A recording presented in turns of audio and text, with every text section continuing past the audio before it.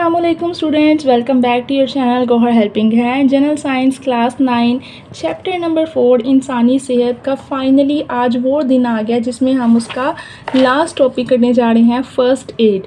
First aid के बारे में आज हम पढ़ेंगे। फ़र्स्ट एड क्या है, उसमें जो है वो क्या क्या चीज़ें शामिल है, पढ़ते हैं। फ़र्स्ट एड क्या है, सबसे पहला शॉर्ट क्वेश्चन। अच्छा, सारे टॉपिक के साथ साथ मैं आपको इंपॉर्टेंट शॉर्ट क्वेश्चन नोट करवाती जाऊँगी। अपनी अपनी बुक्स और पेंसिल्स खोल लें, क्योंकि वो शॉर्ट क्वेश्चन जो बोर्ड के हवाले से इंपॉर्टेंट है, टिप्स के हवाले से मैं आपको साथ साथ निशान लगवाने लगी हूँ। लेक्चर को अच्छी तरह सुने, आपको बहुत जल्दी क्विकली याद होगा, ये 2 मिनटों के अंदर याद होगा, मेरी गारंटी। पढ़ते हैं अपने टॉपिक की तरफ, पढ़ते हैं फ़र्स्ट एड। फ़र्स्ट एड ऐसी मदद है जो किसी मरीज़ को हादसे की सूरत में अस्पताल पहुँचाने से पहले दी जाती है। सबसे पहला क्वेश्चन आ गया है, इसके आगे क्वेश्चन मार्क लगा लें। फ़र्स्ट एड किसे कहते हैं, जवाब याद कर लें। हर वो मदद जब कोई हादसा हो जाए, ठीक है, कोई मरीज़ हादसा यानी कि आप लगा लें कि सड़क पर किसी का ट्रैफिक एक्सीडेंट हो गया, ठीक है, सड़क पर किसी का भी ट्रैफिक एक्सीडेंट हो गया तो ये एक हादसा है। अब लोग क्या करेंगे, जब एक ट्रैफिक एक्सीडेंट हो गया, एक इंसान को बाइक लग गई है, गाड़ी लग गई है और वो गिर गया है, तो लोग क्या करेंगे, उसको मदद करेंगे और अस्पताल पहुंचाएंगे। तो लोगों ने मदद नहीं किया, लोगों ने उसे क्या दी है, फ़र्स्ट एड। आपने याद रखना है, ठीक है। लोगों ने इसकी हेल्प की है तो उसको क्या किया है, फ़र्स्ट एड किया है। या कोई दरिया में अचानक गलती से गिर गया है, ठीक है, और पानी में डूब गया है, उसका सांस रुक गया है, लोगों ने उसे निकाला है और हॉस्पिटल लेके गए हैं या उसको सांस बहाल किया, खुद जो है टीम रेस्क्यू वाली आई है, तो लोगों ने इसकी मदद जो की है, इस मदद का क्या नाम है, इस मदद का नाम है फ़र्स्ट एड। इस तरह हर वो मदद जो किसी हादसे की, या कहीं आग लग गई है, ठीक है, तो लोगों ने, कोई आसपास से किसी ने पानी डाला है, उस आग को बुझाया है और उनको जो जले हुए हैं हॉस्पिटल पहुंचाया है, क्रीम लगाई है, ट्यूब लगाई है, तो उन्होंने इसकी मदद नहीं की है, उन्होंने क्या किया है, फ़र्स्ट एड दी है। ये होती है फ़र्स्ट एड, अंग्रेज़ों ने इसको फ़र्स्ट एड किया है। अब आप घर में मिसाल ले लें, आप काम कर रहे हैं, आपके हाथ पे सब्ज़ी काट रहे हैं, आपके हाथ पे छुरी लग गई है। अब आपकी बहन, आपकी कज़न, आपकी अम्मी, किसी ने आपको जो है वो सनी प्लास दे दी है, आपके हाथ पे सनी प्लास लगा दिए या फिर उस पर टिश्यू रख दिया है या पट्टी कर दिया, तो उन्होंने आपको मदद दी है, तो उन्होंने आपके लिए क्या किया है, उन्होंने आपको प्रोवाइड की है फ़र्स्ट एड। अब किसी बच्चे को कभी ज़िंदगी में भूलेगा नहीं कि फ़र्स्ट एड क्या होती है। हादसे की सूरत में जो मदद मिलती है, मरीज़ को अस्पताल लेके जाते हैं, इसे हम कहते हैं फ़र्स्ट एड। समझ आ गई है ना। तो ये आपकी फ़र्स्ट एड की डेफिनेशन आ गई है, पता चल गया फ़र्स्ट एड क्या होती है। अब हम फ़र्स्ट एड की मुख्तलिफ हादसे पढ़ते हैं, क्या क्या हादसा हो तो फ़र्स्ट एड दी जाती है। सबसे पहला हादसा बॉयज़ की ज़िंदगी में बहुत ज़्यादा होता है, एनिमल बाइट, किसी जानवर के काट लेना। बॉयज़ अक्सर सड़कों पे जा रहे होते हैं, ठीक है, कुत्तों के साथ छेड़खानी करते हैं, वो उन्हें काट लेते हैं, तो एनिमल बाइट हो जाती है। यही पढ़ रहे हैं, एनिमल बाइट। अगर कोई जानवर किसी इंसान को काट ले या उसके जिस्म पर खराशें लगा दे, अगर कोई जानवर जो है वो इंसान को काट लेता है या उसके जिस्म पर पूरा नहीं काटा लेकिन खराश लग गई है, ये ज़ख्म उसकी ज़िंदगी के लिए काफ़ी ख़तरनाक साबित हो सकता है। देखने में लग रहा है सिर्फ ज़ख्म ही है, कोई नहीं, ठीक हो जाएगा, लेकिन उसके अंदर जहर होता है, वो जहर जिस्म के अंदर फैल जाता है, उसमें इन्फेक्शन पैदा हो जाता है। मसलन बिल्ली का बच्चा सबसे मासूम जानवर होता है, बिल्ली के बच्चे से क्या नुकसान होता है, बिल्ली का बच्चा अगर किसी के जिस्म पर हाथ से ही, नाखून से ही हराशें लगा दे, तो ये ख़तरनाक, तो इंसान के क्या है, उसने नाखून ही तो मारे हैं, नहीं, एक ख़तरनाक किस्म के बैक्टीरिया इंसान के जिस्म में दाखिल हो जाते हैं और इंसान को बीमार कर देते हैं। बाद में पता चलेगा जो वो इतनी देर से ठीक ही ना हो रहा, जो उसे बिल्ली के बच्चे ने खराशें लगाई थी ना, उसके जरासीम थे, वो जिस्म के अंदर चले गए और उसकी वजह से वो इंसान बीमार रहने लग गया। इन बीमारियों में रेबीज़ और टेटनस जैसी बीमारियां शामिल हैं। रेबीज़ होता है जी कुत्ते के काटने से, और टेटनस होता है गिरने से। सड़क पे गिर गए हैं तो टेटनस का इंजेक्शन लगवाएं। तो ये जो है आपकी बीमारियां आ गई हैं, ठीक है। सबसे पहला शॉर्ट क्वेश्चन था, रेबीज़ और टेटनस क्या है, एनिमल बाइट की बीमारियां हैं, ठीक है। रेबीज़ और टेटनस सवाल है क्या, एनिमल बाइट की बीमारियां क्या हैं, रेबीज़ और टेटनस। उसके बाद आपको पता चल गया ना कि इससे इन्फेक्शन हो जाता है एनिमल बाइट से। ज़रूरी नहीं है कि ये कोई खराशें ही हैं, बल्कि ये ख़तरनाक है और इनसे बैक्टीरिया होते हैं जो इंसान को बीमार कर देते हैं। अगर खराशों की वजह से आने वाले ज़ख्म से या जिस्म का वो हिस्सा जानवर ने काटा है, इससे खून बह रहा हो, वो कह रहे हैं आपको, समझो बिल्ली के बच्चे ने सिर्फ नाखून ही मारे हैं, खराशें ही लगाई हैं, लेकिन आपके ज़ख्म से खून, थोड़ा सा भी खून निकला है, इस जगह को किसी बहुत साफ़ पट्टी से ज़ोर से बांध दें ताकि खून बहना बंद हो जाए, ठीक है। ज़ख्म को अच्छी तरह पानी से धोएं। 2 काम करें, यहाँ तो उस पर कपड़ा बांध दें, लेकिन साफ़ कपड़ा, थोड़ा सा भी गंदा कपड़ा बांधा ना, वो जहर फैलना शुरू हो जाएगा जिस्म में, तो आपने कोई साफ़ पट्टी मारनी है कि खून बंद हो जाए, या ज़ख़म को अच्छी तरह पानी के नीचे रखें, नलके के नीचे रखें, और आपको अंदाज़ा हो कि ज़ख़म किस कदर गहरा है।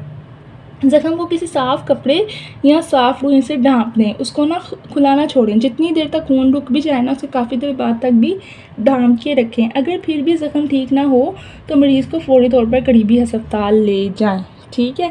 तो एनिमल बाइट के अंदर सिर्फ एक क्वेश्चन ये था कि इसकी कौन कौन सी बीमारियाँ, रेबीज़ और टेटनस, और इसको हल्के में ना लें, ख़तरनाक हो सकता है चाहे खराशी क्यों ना है। अगर बिल्ली का बच्चा भी काट लेगा तो बैक्टीरिया होंगे और वो जिस्म में दाखिल हो सकते हैं। और फिर उन्होंने बताया कि करना क्या है, अगर हराशियों की वजह से कोई हिस्से से खून निकलना शुरू हो जाए तो वहाँ पर साफ़ पट्टी या साफ़ कपड़ा रखें, पानी से धोएं, और अगर फिर भी ना रुके तो अस्पताल ले जाएं। ये मैंने आपको जो लाइनें बताई हैं इनको इकट्ठा करके आपने लिख के अपना क्वेश्चन कंप्लीट कर लेना है। आगे आ जाते हैं जल जाना। जलना क्या? जलने की वजह से हर साल हज़ारों लोग लुक़मा अजल बन जाते हैं।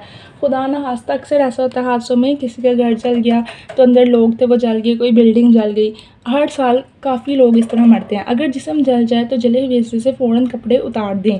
अगर जिस्म जल गया ना तो जिस हिस्से से बाजू से जला है, टांग से जला है, वहाँ से फ़ौरन कपड़े ना हटा दें। क्यों? वो कपड़ा अगर जिल्द के साथ चिपक गया ना तो वो जिल्द उतारनी पड़ेगी खींच, क्योंकि वो अल्लाह माफ़ी दे बहुत बुरा हो जाता है। जले हुए हिस्से पर नल का पानी अच्छी तरह बहाएं। जहाँ से जला है उसके ऊपर फुल नलके के नीचे वो हाथ जला है तो वो रख दें, जो भी जिसम का हिस्सा जला है। जले हुए हिस्से पर बर्फ़ का इस्तेमाल बिल्कुल ना करें।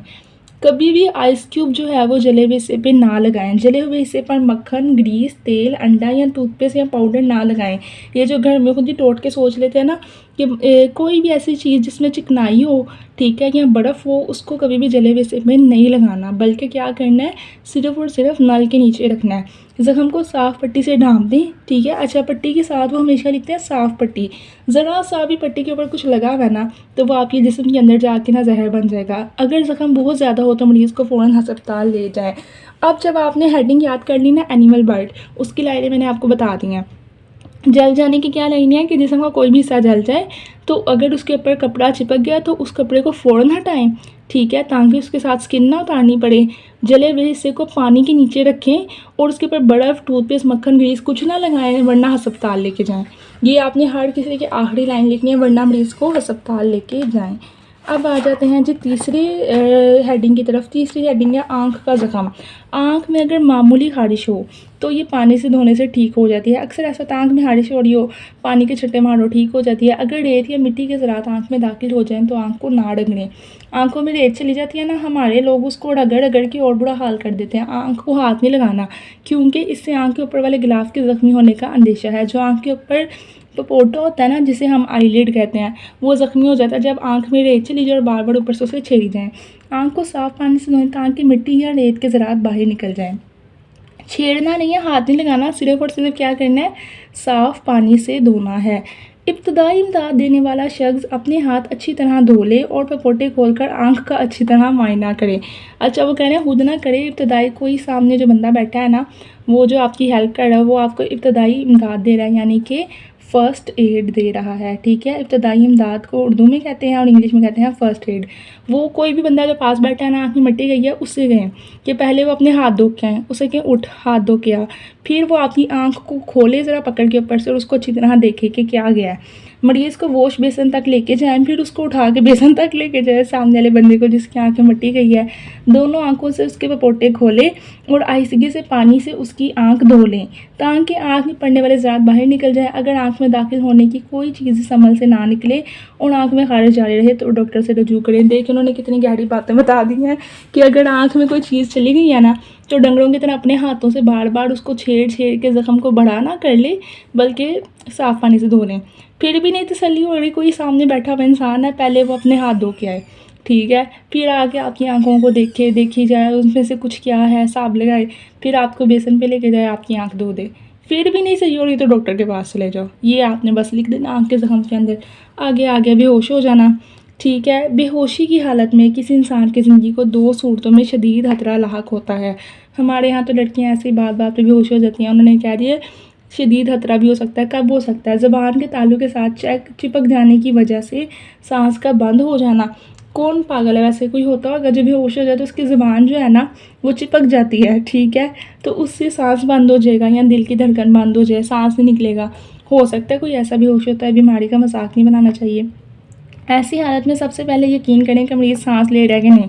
कोई भी होश हुआ ना, सबसे पहले पाकिस्तानी भी यही करते हैं, नब्ज़ पकड़ के चेक करते हैं कि ज़िंदा है कि नहीं। तो यही चेक करना है कि सांस ले रहा है कि नहीं। मरीज़ का सांस चल रहा हो तो उसको सीधा लेटाएं और सर के नीचे कोई तकिया ना रखें। हाँ, तो सर के नीचे तकिया ना रखें, बस सीधा लेटा दें। टांगों और बाजुओं को सर की जानिब उठाएं और मरीज़ को फ़ौरन अस्पताल ले जाएं। ठीक है।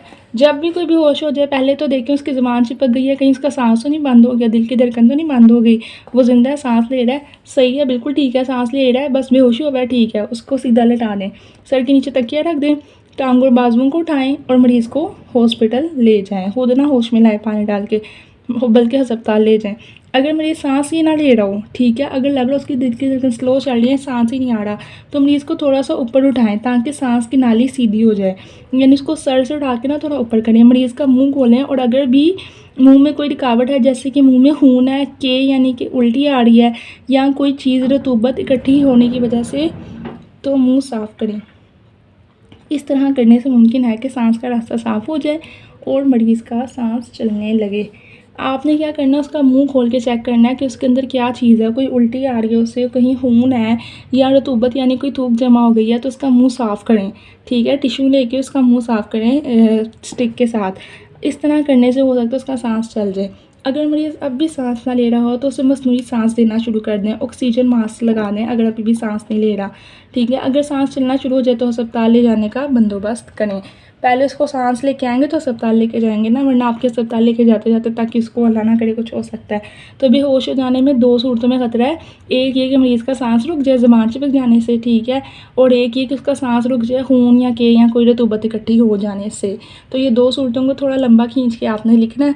अब चलते हैं आखिरी एनिमल बाइट के बाद आखिरी तरीन फर्स्ट एड की तरफ। फर्स्ट एड के हमने 5 पढ़े हैं। एनिमल बाइट, जल जाना, ठीक है, आँख का ज़ख़म और बेहोश हो जाना, और अब हमने पढ़ना है लास्ट सांप का काटना। अगर कोई किसी खुली जगह पे है, सांप काट ले तो क्या करना है, इस जगह को सख्ती से बांध दें ताकि जहर आगे ना जाने पाए। बाजू पे काटा है, टांग पे काटा है, जहाँ पे काटा है ना, उस जगह को कपड़े से लेके बहुत ज़ोर से बांध दें, क्योंकि वहाँ पे खून रुक जाए और जो सांप का जहर है ना वो जिस्म में ना फैले, उसी जगह पे रहे। ज़ख़म को फ़ौरन धोएं ताकि जहर ख़त्म हो जाए। फ़ौरन पानी जो है ना, तकरीबन हर चीज़ के अंदर ना इंसान को पानी के नीचे, नलके के नीचे जाना चाहिए। मरीज़ को फ़ौरन नीचे लेटा दें ताकि वो साकिन हो जाए और जिसमें ज़हर ना फैल सके। उसको बल्कि खड़ा हुआ बैठा हुआ से फ़ौरन के नीचे लेट जाए ताकि वो एक लेवल में जिस्म आ जाए और जहर ना फैले। ज़ख़म ना चूसे, इस तरह इब्तदाई मदद देने वाले के मुंह में जानवर का जहर दाखिल हो सकता है। फिल्मों में देखते हैं ना, किसी की टांग में ज़ख़म चला गया, उन्होंने मुंह से चूस लिया कि मैं मर जाता हूँ तुम्हारी जगह। ये वाली हरकत बिल्कुल नहीं करनी। जानवर का जहर जो है आपके मुंह में भी जा सकता है, आप भी मर सकते हो उसकी जगह। खून को बहने से ना रोकें, मरीज़ को अस्पताल ले जाएं। खून बहने दें, उसको रोकें ना, बस उस जगह को सख्ती से बांध दें, ज़ख़म को धोएं, इंसान को नीचे लेटाएं और अपने मुंह में जो है ना चूसें और खून को बहने से ना रोकें। यहाँ पे होता है हमारा लास्ट चैप्टर नंबर 4 का लास्ट टॉपिक तमाम। तो अगर आप लोगों ने ये चैप्टर पूरा मेरे साथ पढ़ा है और आपको समझ आई है, आपको मेरे साथ लेक्चर रिवाइज़ करने की वजह से जल्दी चैप्टर याद हो गया है, तो फिर मुझे प्राइज़ तो मिलना चाहिए ना, फ़ीस तो मिलनी चाहिए ना। तो फिर मेरे चैनल को जल्दी सब्सक्राइब करके बेल आइकन के बटन को प्रेस करके वीडियो को लाइक कर दें और कमेंट के अंदर बताएं कि हमने आपके साथ ये चैप्टर कवर किया, जिसकी वजह से हमें जल्दी टॉपिक याद हुए, हमारे पेपर अच्छे होंगे इंशाल्लाह। सारे शॉर्ट क्वेश्चन मैंने साथ साथ बताए हैं, लेकिन एक दिन मैं आपको स्पेशली टिप्स भी दिखा दूँगी इस साल की। ठीक है, बाय बाय, स्टे ट्यून्ड, गो हेल्पिंग हैंड।